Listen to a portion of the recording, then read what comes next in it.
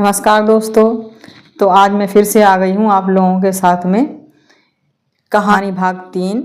और ये माधुरी और नीलम वाली स्टोरी है भाग 3 और आखिरी भी है। तो चलिए शुरू करती हूँ। और ये कहानी आप लोग ज़रूर सुनिएगा और प्लीज़ मेरे चैनल को लाइक और सब्सक्राइब ज़रूर करिएगा ताकि मुझे मोटिवेशन मिलती रहे और मैं ऐसे वीडियो बनाती रहूँ। तो चलिए शुरू करते हैं हमारी आज की कहानी। अपनी गर्लफ्रेंड नीलम से सुधीर बहुत प्यार करता है, लेकिन उसके लिए सुधीर इतना भी कैसे गिर सकता है। माधुरी को इस बात का अंदाज़ा भी नहीं था, लेकिन उस दिन सुधीर माधुरी के केबिन में आकर उसके काम की इतनी तारीफ क्यों कर रहा था।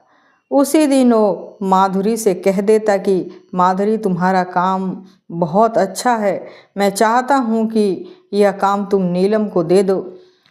ये कहानी नीलम और माधुरी की कहानी है। दोनों बहुत ही बेस्ट फ्रेंड होती हैं, बहुत अच्छी सहेली होती हैं और दोनों एक ही ऑफिस में काम करती है और काफ़ी ऊंचे ओहदे पे काम करती हैं, ऊंचे पद पे काम करती हैं। तो ये उन्हीं दोनों की कहानी है और ये कहानी बहुत ही उलझी हुई कहानी है। तो इस कहानी को आप लोग एक बार ज़रूर सुने और प्लीज़ आप लोगों से दोबारा रिक्वेस्ट कर रही हूँ, प्लीज़ मेरे वीडियो को लाइक करिए और मेरे चैनल को सब्सक्राइब ज़रूर करिए ताकि आगे बढ़ने में मुझे मदद मिले और मैं ऐसी स्टोरी लाती रहूँ आप लोगों के लिए। तो अभी तक तो आप लोगों ने सुना था कि माधुरी का जो प्रोजेक्ट था वो नीलम को सौंप देता है उसका बॉस, यानी कि सुधीर उसका बॉस होता है, माधुरी का बॉस होता है। और सुधीर नीलम से प्यार करता है, तो माधुरी का जो इतना बढ़िया प्रोजेक्ट जो बनाया हुआ होता है वो माधुरी उसको नीलम को सौंप देता है, सौंप करके और उसी को प्रमोट कर देता है, उसी को आगे बढ़ा देता है। फिर उसके बाद क्या होता है, माधुरी नीलम के बारे में, जया के बारे में और सुधीर के बारे में क्या सोचती है और ये सारी हकीकत कब पता चलती है। तो स्टोरी में आगे बने रहिए और देखते रहिए। बहुत ही सस्पेंस स्टोरी है और बहुत ही अच्छी स्टोरी है और ये माधुरी ही कह रही है, तो ये माधुरी के ही जुबानी में आप लोगों को सुना रही हूँ। तो माधुरी से कह देता कि माधुरी, तुम्हारा काम बहुत अच्छा है, मैं चाहता हूँ कि यह काम तुम नीलम को दे दो। माधुरी खुशी खुशी ऐसा कर देती। तब दोनों को मिलकर माधुरी से इतना बड़ा धोखा करना ही नहीं पड़ता। यह सब सोचते हुए वो पलंग पर पड़ी रही। शाम का वक्त हो चुका था और माधुरी ने तय किया था कि अब वो सुधीर की कंपनी को हमेशा के लिए छोड़कर कहीं और जॉब ढूंढ लेगी। जब माधुरी के साथ इतना बड़ा धोखा हुआ, सुधीर और नीलम ने मिलकर के उसके प्रोजेक्ट को खुद अपने नाम नीलम ने कर लिया, तब उसको एहसास हुआ और ये कंपनी छोड़ने के लिए माधुरी अब तैयार हो गई। तभी माधुरी को याद आया कि ऑफिस वाले कंप्यूटर में उसका ओरिजिनल प्रोजेक्ट रखा हुआ है, जिसके आधार पर वो सुधीर और नीलम को कंपनी के चेयरमैन के सामने एक्सपोज कर सकती है। अगली सुबह जल्दी उठकर माधुरी सीधे ऑफिस पहुंच गई। इतनी जल्दी ऑफिस पहुंची थी कि ज़्यादातर एम्प्लॉय तो अभी तक ऑफिस भी नहीं आए थे। माधुरी अपने केबिन की ओर बढ़ी और केबिन में जाकर उसने अपना कंप्यूटर ऑन किया तो उसके होश उड़ गए। वहाँ उसके प्रोजेक्ट की जगह नीलम का प्रोजेक्ट रखा हुआ था। नीलम ने और सुधीर ने मिलकर के माधुरी के साथ एक ऐसा गेम खेला और एक ऐसा गेम प्लान बनाया कि उसके कंप्यूटर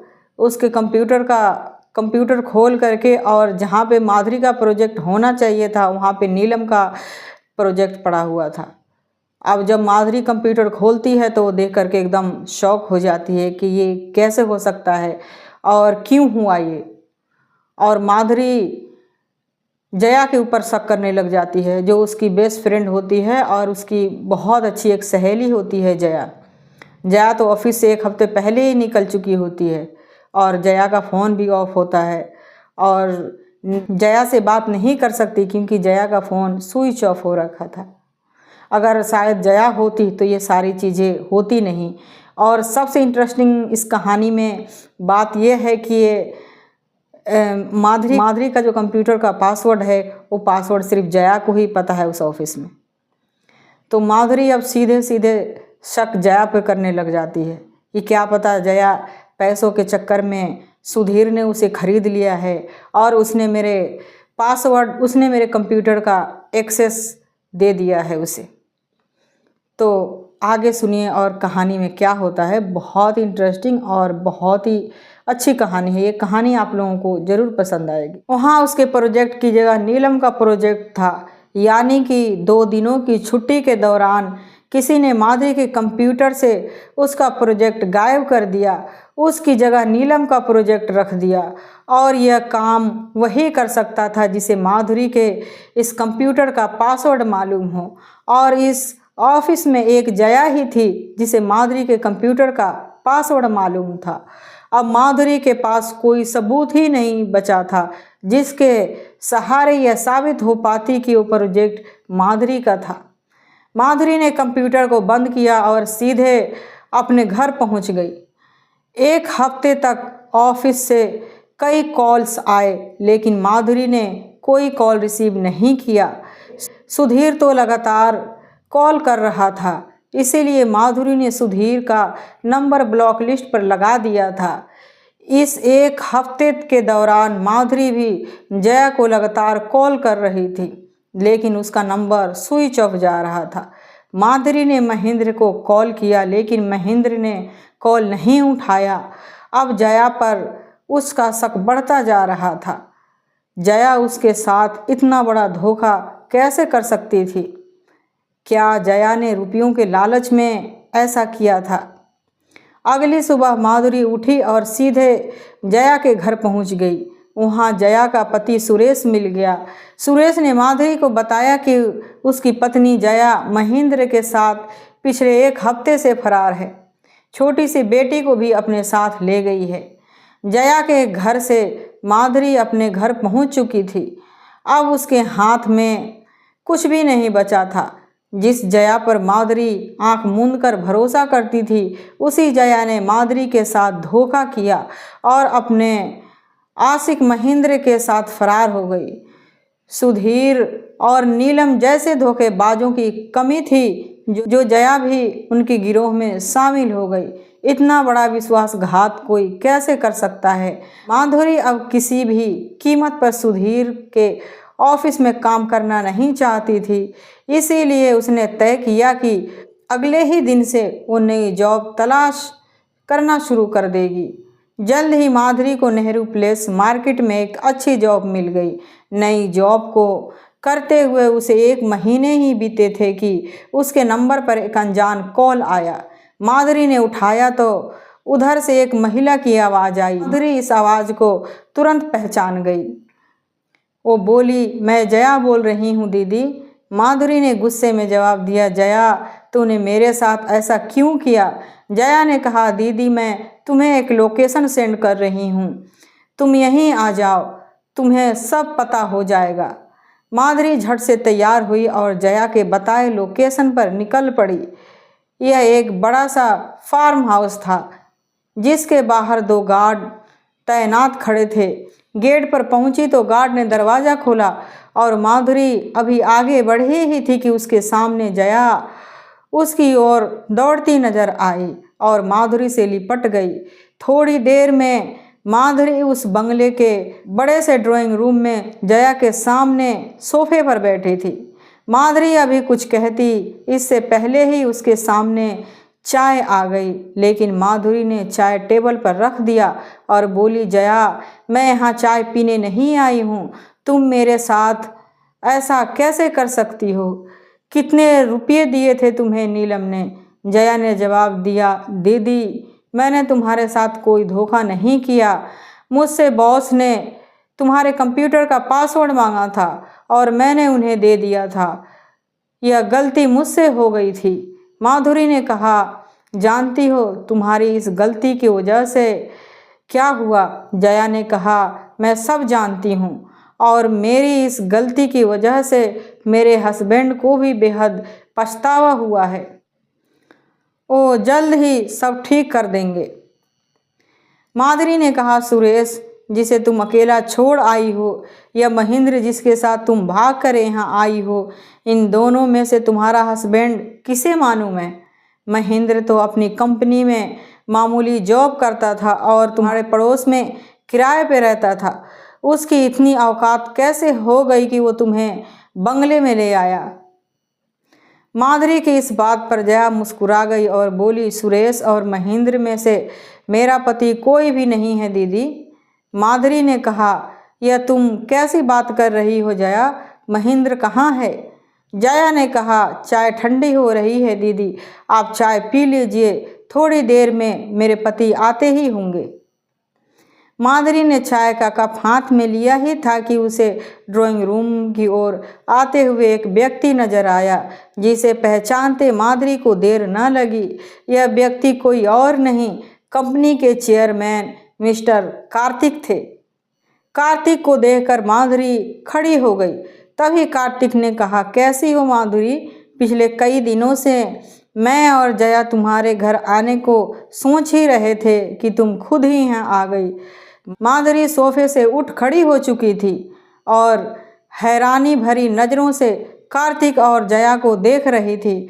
उसे कुछ समझ नहीं आ रहा था। तभी कार्तिक ने कहा, माधुरी इतना हैरान होने की ज़रूरत नहीं है, बैठ जाओ, जया मेरी बीवी है। अपनी कंपनी के चेयरमैन के मुंह से यह बात सुनकर माधुरी के पैरों तले से ज़मीन खिसक गई थी। वो सोच रही थी कि कंपनी में उसके साथ मामूली सी जॉब करने वाली जया उसकी कंपनी के चेयरमैन के बीवी कैसे हो गई, जबकि जया के शराबी पति सुरेश से माधुरी कई बार मिल चुकी थी।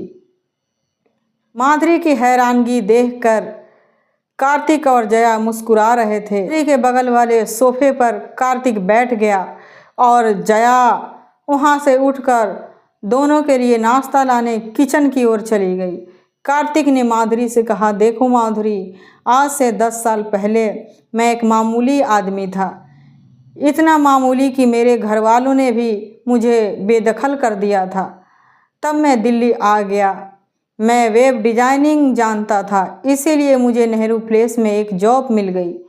वहीं मुझे सुरेश भी मिला और हम दोनों में अच्छी दोस्ती हो गई। वो भी मेरे साथ लगातार 2 साल तक स्ट्रगल करता रहा। इसी बीच मुझे जया मिली।